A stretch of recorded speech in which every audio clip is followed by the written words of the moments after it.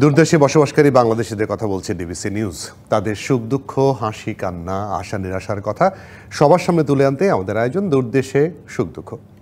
বিদেশে মাটিতে বাংলাদেশের এই মানুষগুলো মূলত যাচ্ছেন কাজের সন্ধানে, আর সেজন্য শেষ সম্বলটুকু পর্যন্ত ব্যয় করেন অনেকে। সেখানে অক্লান্ত পরিশ্রমের অর্থে পরিবারের মুখে ফোটান হাসি, আর তাদের পাঠানো রেমিটেন্সে দেশের অর্থনীতি হয় সমৃদ্ধ। অবশ্য দালালদের খপ্পরে পড়ে কেউ কেউ হন নিঃস্ব পর্যন্ত।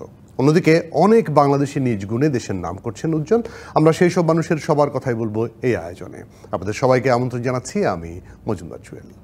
কোটা সংস্কার আন্দোলন ঘিরে বাংলাদেশে ঘটে গেল এক নজিরবিহীন ধ্বংসযজ্ঞ। শিক্ষার্থীদের আন্দোলনের সুযোগ নিয়ে তৃতীয় পক্ষ দেশ জুড়ে চালিয়েছে সহিংসতা। এতে নিহত হয়েছেন 1.5 শতাধিক, আহত অসংখ্য।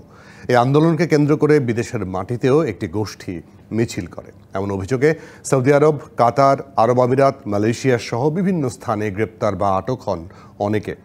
আরব আমিরাতে 57 জনকে বিভিন্ন মেয়াদে সাজা দেওয়া হয়েছে। এছাড়া প্রবাসীরা দেশের পরিস্থিতি নিয়ে আছেন উদ্বেগে। আজ আমাদের সঙ্গে অতিথি হিসেবে সরাসরি যুক্ত হয়েছেন বৃহত্তর কুমিল্লা জনকল্যাণ সমিতি ফ্রান্সের সভাপতি শাহিন আরমান চৌধুরী এবং সুইডেন থেকে সুইডেন প্রবাসী চিকিৎসা বিজ্ঞানী এবং সাবেক ছাত্রনেতা ডক্টর ফরহাদ আলী খান। ডক্টর ফরহাদ আলী খান এবং ডক্টর আরমান, আপনাদের দুজনকে স্বাগত জানাচ্ছি আজকের অনুষ্ঠানে। ফরহাদ আলী খানকে দিয়ে শুরু করতে চাই। পরিস্থিতি যা অবশ্যই আপনারা উদ্বিগ্ন, দেশের অবস্থা দেখেছেন বিভিন্ন মাধ্যমে, যদিও বেশ কিছুদিন ইন্টারনেট বন্ধ থাকার কারণে হয়তো যোগাযোগ বিচ্ছিন্ন ছিল, তারপরে মোটামুটি জানেন এই পরিস্থিতি নিশ্চয়ই কোনোভাবেই কাম্য নয়। ডক্টর ফরহাদ। ধন্যবাদ আমাকে সংযুক্ত করার জন্য, এবং আপনাদের মাধ্যমে আমি সবাইকে শুভেচ্ছা জানাচ্ছি সুইডেন থেকে। বর্তমান যে চলমান পরিস্থিতি বাংলাদেশে, এটা একটা অভূতপূর্ব এবং একটি সংকটময় পরিস্থিতি বাংলাদেশ অতিবাহিত করছে। সেই পরিস্থিতির কারণে আমরা যারা প্রবাসী রয়েছি বিভিন্ন দেশে, প্রায় অনেকের বিভিন্ন হিসাবে 1.5 কোটি প্রবাসী রয়েছে, এবং ইউরোপে যারা রয়েছি আমরা অবশ্যই এ ব্যাপারে উদ্বিগ্ন।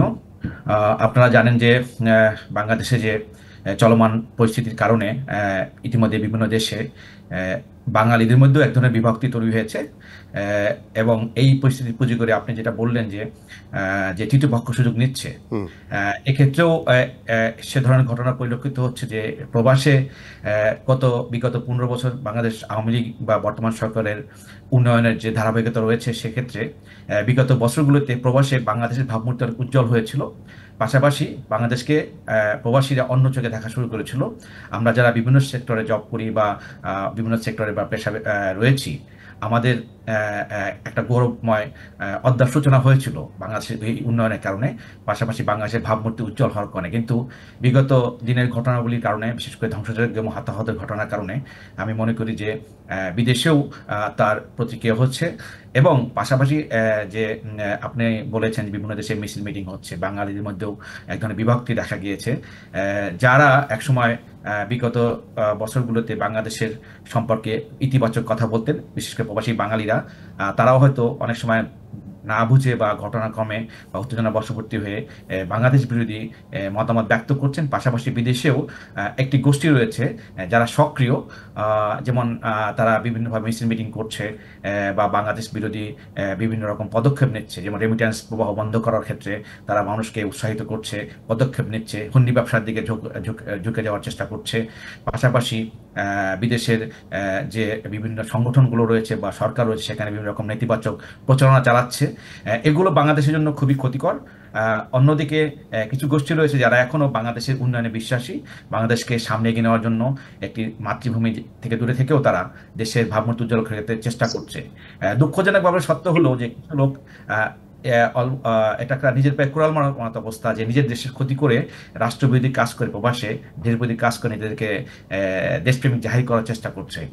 এখানেই বাঙালিদের মধ্যে একটা বিভক্তি তৈরি হয়েছে। আপনারা জানেন যে আপনি বলেছেন যে ইতিমধ্যে বিভিন্ন দেশে, বিশেষ করে মিডল ইস্টে মিছিল করা যেখানে নিষেধ, সেখানে এগুলো করা হচ্ছে। কিন্তু এখানেও সুইডেনের মতো জায়গায় দেখা যাচ্ছে যে সোশ্যাল মিডিয়াতে এক ধরনের আক্রমণাত্মক ভূমিকা পালন করছে কিছু কিছু গোষ্ঠী।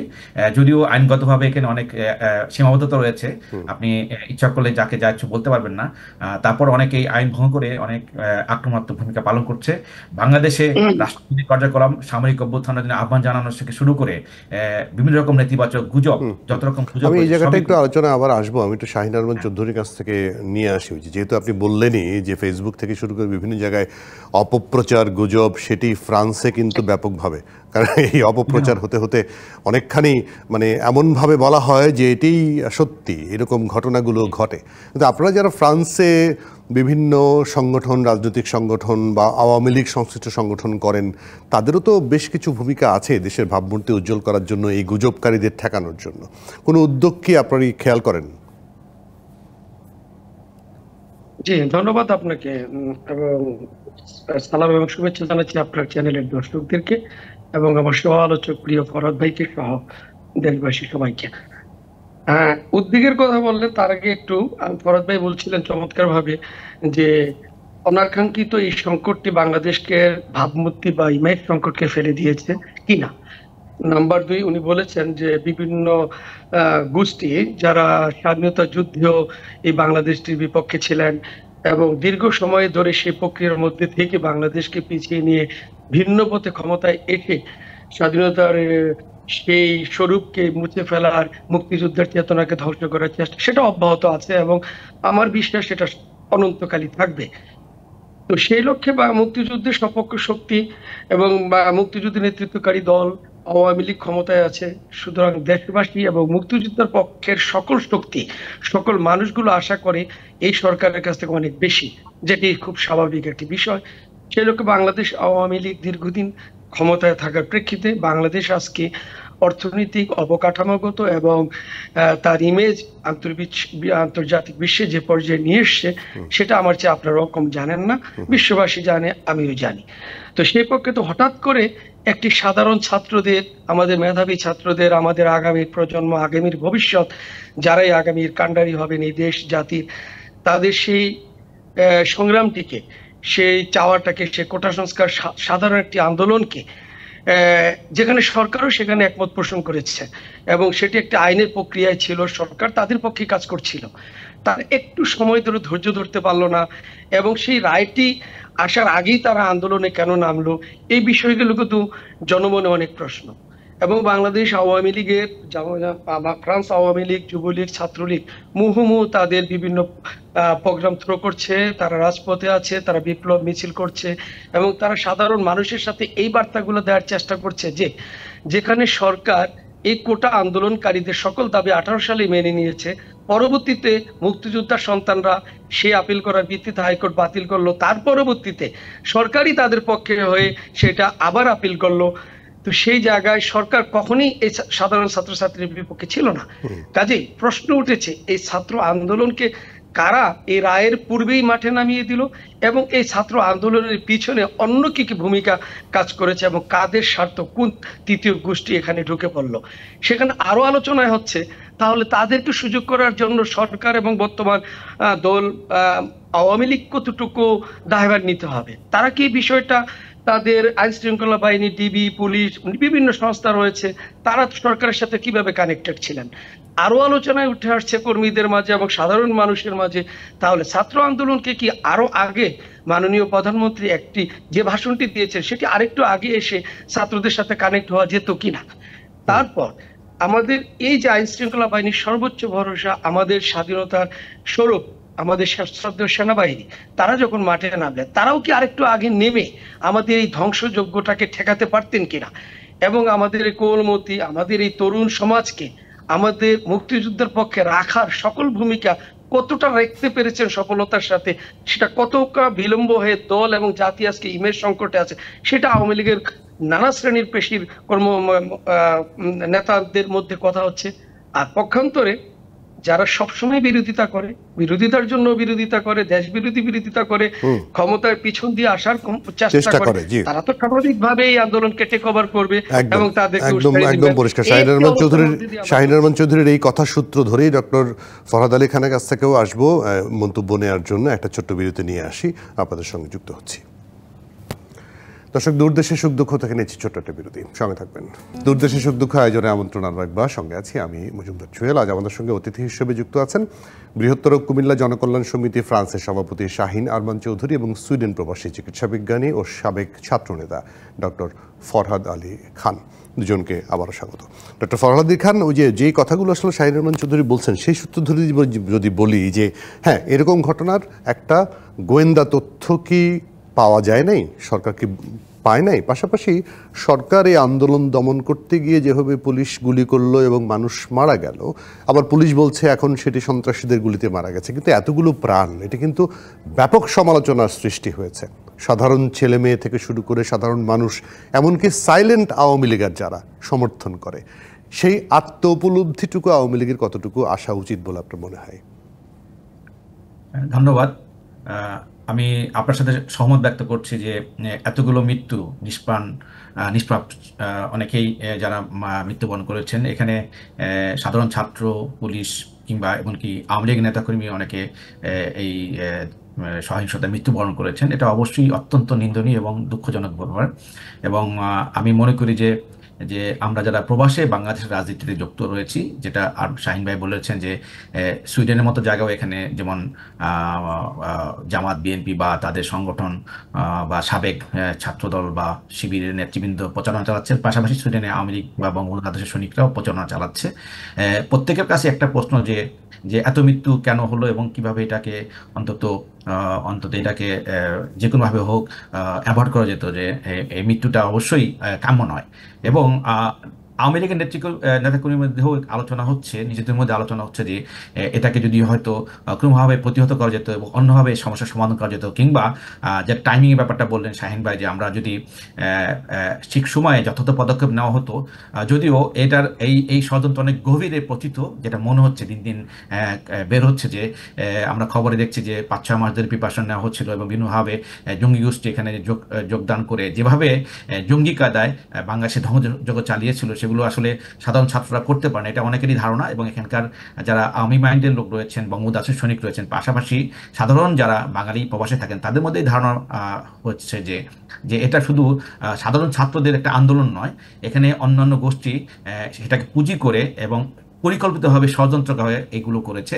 এটা কখনোই এটা আওয়ামী লীগের মতো একটি বৃহৎ সংগঠন, যে দলটি জননেত্রী শেখ হাসিনার নেতৃত্বে দীর্ঘ 15 বছর সুন্দরভাবে দেশ পরিচালনা করছেন, তাদের হাইকমান্ড সহ বিভিন্ন সংস্থা তাদের অগোচরে হলো, সেটা সবার কাছে অবাক লাগছে। পাশাপাশি আগামীতেও যাতে এই ঘটনা না ঘটে এবং আগামী দিনে সংকটময় পরিস্থিতির সবাই পূর্বাভাস দিচ্ছে। অত্যন্ত পরিতাপের বিষয় যে বাংলাদেশ বিরোধী প্রচারণা হচ্ছে, বাংলাদেশের অর্থনীতিকে পঙ্গু করে দেশকে একটা দুর্ভিক্ষের দিকে ঠেলে দেওয়ার জন্য আন্তর্জাতিক ষড়যন্ত্র হচ্ছে এই ধরনের দেশবিরোধী তৎপরতার মাধ্যমে, যেমন রেমিটেন্স শাটডাউন করে বা অন্যান্য যে কাজগুলো হচ্ছে, বিদেশে রপ্তানি যাতে করতে না হয়, বিভিন্ন সংস্থার কাছে বলা হচ্ছে বাংলাদেশের পণ্য যাতে না নেওয়া হয়, বাংলাদেশ থেকে স্টুডেন্টদের ব্যাপারে বলা হচ্ছে, সব কিছু নিয়ে যে কাজগুলো করা হচ্ছে অত্যন্ত উদ্বেগের সাথে প্রবাসীরা লক্ষ্য করছে।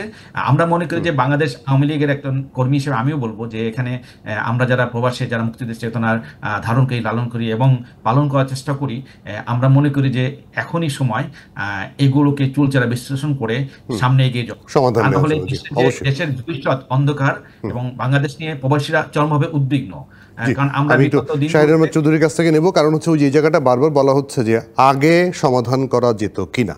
মানে আমার কাছে, মানে আমি জানি না, অনেকেরই প্রশ্ন যে সরকার যদি এই শিক্ষার্থীদের সঙ্গে একটু ডেকে নিয়ে আলোচনা করতো, কারণ সরকারের কোনো পক্ষ, ইভেন শিক্ষামন্ত্রী পর্যন্ত তাদেরকে ডেকে তাদের সেটা আলোচনা করেনি। খালি বক্তৃতা, টেলিভিশনে কথা, একটু আলোচনা করলে কি ঠেকানো যেত না? তাদেরকে একটু মানে বুঝিয়ে সুঝিয়ে কি করা যেত না? সেই সুযোগটাই বা দেয়া হলো কেন? এই যে বিরোধী পক্ষ বারবার বলা হচ্ছে তারা সুযোগ নিয়েছে, তো সুযোগ তো পেলে তো সুযোগ নেবেই। শাহিন আহমান চৌধুরী। জি, ধন্যবাদ আরেকবার আপনাকে, এবং আমি গভীর শোক এবং সমবেদনা জানাই যারা ইতিমধ্যে নিহত হয়েছেন, আমার যে ছাত্র ভাই বন্ধু বোনেরা। আসলে এতগুলা মৃত্যু সারা বিশ্বে সারা ফেলে দিয়েছে। আপনি যেভাবেই বিশ্লেষণ করেন না কেন, বিশ্লেষণ সারাদিন করা যাবে, কিন্তু মৃত্যুর কোনো বিকল্প নাই। মৃত্যুর যে শোক, সেটা সইবার ক্ষমতা সকলের থাকে না।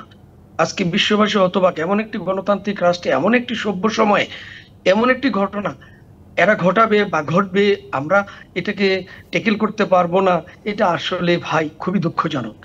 যেটা আপনি বললেন, এটাকে বলে নেগলেন্স অফ রেসপন্সিবিলিটি অনেক সময় আমাদের মাঝে কাজ করে, অনেক হেয়ালিপনা আমাদের মধ্যে কাজ করে, অথবা লেস ইম্পর্টেন্স অনেক সময় কাজ করে, দেখি না হোয়াটস গোয়িং অন। এই যে কালক্ষেপণটা বোধহয় আমাদের জন্য এবার কাল হয়ে দাঁড়িয়েছে। এবং আবার আমাদের ডক্টর ফরহাদ আলী খান সাহেব যেটা বললেন, যে আমাদের এখনই সময় এগুলোকে চুলছাড়া বিশ্লেষণ করা। আসলে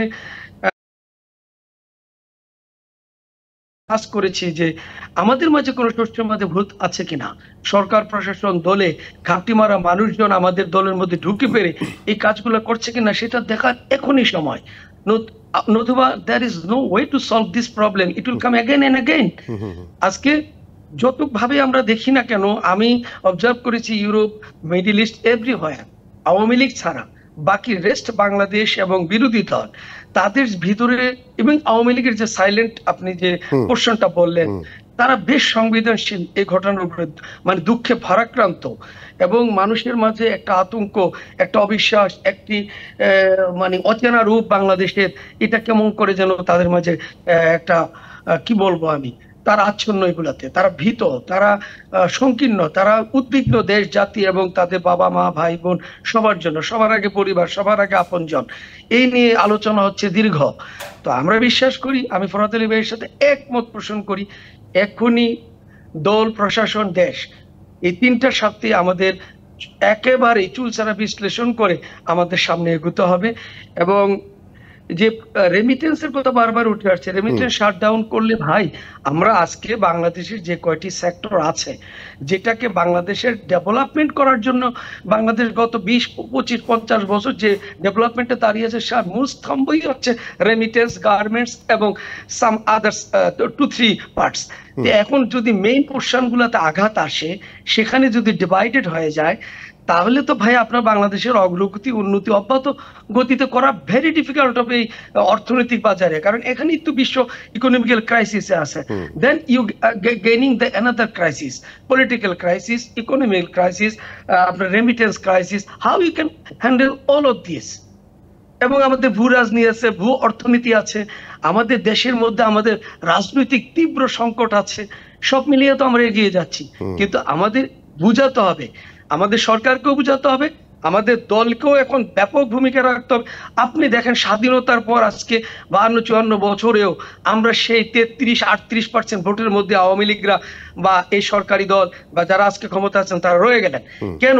এত ডেভেলপমেন্ট, শেখ হাসিনা জননেত্রীর এত ডেভেলপমেন্ট, এত উন্নয়ন, পদ্মা সেতু, আজকের টানেল, আজকের ফ্লাইওভার, আজকের 4 লেনের রাস্তা, আজকে স্বপ্নের অনেক কিছু উদ্ভাবিত হয়েছে, কিন্তু আমরা কেন 60-70% সাধারণ মানুষের আস্থা এবং ভোট গ্রহণ করতে পারছি না? আমাদের এই সম্ভাবনার জায়গাটা কারা সংকুচিত করছে, কাদের সাথে সংকুচিত করছে, তা মাননীয় প্রধানমন্ত্রী এবং দলীয় প্রধান, আমাদের নির্প্রিয় নেত্রী, তাকে ভাবার এখনই সময়। নতুবা আগামী প্রজন্ম, শেষ মন্তব্য আপনার কাছে জানতে চাই যে এই জায়গাগুলোতে একটু আলোচনা করে, মানে আমি 15-16 বছর ক্ষমতায় আছি বলি কি আমার মধ্যে একটা কোনো কারণে দম্ভ কাজ করছে কিনা, যে আমার বিরুদ্ধে কোনো আন্দোলন হবে না, সে কারণে এক ধরনের হয় না ব্যক্তি স্বার্থ বা এটাকে কি বলবো, ছোট্ট করে জানবো। ধন্যবাদ। আসলে ডক্টর ফরহাদ আলী খানের কাছ থেকে শুনি, শাহিনের কাছ থেকে শুনি। ধন্যবাদ। আমার মনে হয় যে আমাদের যে কথা বললেন, দাম্ভিকতা বা নতুন প্রজন্মের যে মানসিকতাকে ধারণ করা বা তাদেরকে রিড করা, ধারণ করতে না পারা নাকি, সেটাই আমাদের সমস্যা। পাশাপাশি আপনারা জানেন যে বাংলাদেশের যে বর্তমানে শক্তি রয়েছে, রাজনৈতিক শক্তি রয়েছে, একটা বিরাট শক্তি রয়েছে, তারা দিন দিন প্রবৃদ্ধি হয়েছে তাদের সাংগঠনিকভাবে, গোপনে, বিভিন্নভাবে। এবং আমি মনে করি শুধু উন্নয়ন দিয়েই এখন মানুষের মন জয় করা যাবে না। যে জিনিসটা হয়তো আমাদের অনেকেই ভেবেছিলেন যে হয়তো সুন্দর উন্নয়ন হলে মানুষের মন জয় করা যাবে, পাশাপাশি মানুষের পাশে যেতে হবে, নেতাকর্মীদেরকে সৎ থাকতে হবে, দুর্নীতির বিরুদ্ধে জিরো টলারেন্স রাখতে হবে, কারণ সেটা একটা বিরাট প্রবলেম। এবং আমি মনে করি সেক্ষেত্রে আমাদের মনে হয় মাননীয় প্রধানমন্ত্রী শেখ হাসিনা এখনই সুযোগ জি দুর্নীতিকে মূলোৎপাটন করা জি এবং জনগণকে একদম বুঝিয়ে দেওয়া একদম যে বাংলাদেশ একদম আওয়ামী লীগ একদম পরিষ্কার, একদম পরিষ্কার। ডক্টর এবং ফরহাদ আলী খান একদম বঙ্গবন্ধুর বাংলাদেশে বঙ্গবন্ধুর সংগঠন বাংলাদেশ আওয়ামী লীগের নেতাকর্মীরা দুর্নীতি করতে পারে না, এটা বঙ্গবন্ধুর আদর্শের পরিপন্থী। বঙ্গবন্ধুর আদর্শ হচ্ছে দুর্নীতি বিরোধী জীবনযাপন, সাধারণ জীবনযাপন এবং দেশকে ভালোবাসা, এগুলো মূল কথা। বঙ্গবন্ধু আত্মজীবনী পড়লে বুঝবেন, বঙ্গবন্ধুর প্রতিটি ভাষণ দেখলে শুনলে এ কথাটা সবার ধারণ করতে হবে। যারা প্রকৃত আওয়ামী লীগার তারা দুর্নীতি করতে পারে না, তারা একটা মানুষের ক্ষতি করতে পারে না। প্রতিটি মানুষের কল্যাণ জি তাদের জীবনের লক্ষ্য হওয়া ডক্টর উচিত। ফরহাদ আলী খান অনেক ধন্যবাদ। বলে গিয়েছে। শাহিন আরমান চৌধুরী, আপনাকেও ধন্যবাদ আজকে আমাদের সঙ্গে ধন্যবাদ। যুক্ত হওয়ার জন্য। আপনার কাছ থেকে অনেক কথা শুনলাম, ভালো কথা শুনলাম। মুদ্রা কথা, সরকারকে এই উন্নয়নের পাশাপাশি নতুন প্রজন্মের যে চিন্তা চেতনা সেটাকে একটু রিড করতে হবে, বুঝতে হবে, তাদের সঙ্গে তাদের কাছাকাছি যেতে হবে, না হলে সমস্যার সংকট থেকে উত্তরণ খুব কঠিন। অনেক ধন্যবাদ, কৃতজ্ঞতা, আপনারা সময় দিয়েছেন আমাদের। ধন্যবাদ আপনাদের। ধন্যবাদ। খোদা হাফেজ। প্রবাসী বন্ধুরা, আপনাদের সুখ দুঃখের কথা আমরা জানাবো, তবে সব কথা যে আমরা জানি তা কিন্তু নয়। এমন অনেক কথা, ঘটনা, সাফল্য আছে আপনাদের যা আমাদের জানতে হবে, আর আমরা জানলেই জানবে জাতি, জানবে বিশ্ব। তাই আপনারা কি জানাতে চান, কি বলতে চান, আমাদেরকে জানান। কোনো কথা থাকলে ভিডিও বার্তাও পাঠাতে পারেন আমাদের ঠিকানায়। আমাদের সঙ্গে যোগাযোগের ঠিকানা ক্যাপিটাল লেটারে durdesh.dbc@gmail.com, এই ঠিকানায়। ভালো থাকবেন, খুব ভালো। আবার দেখা হবে আগামী বৃহস্পতিবার। ডিবিসির সঙ্গে থাকবেন।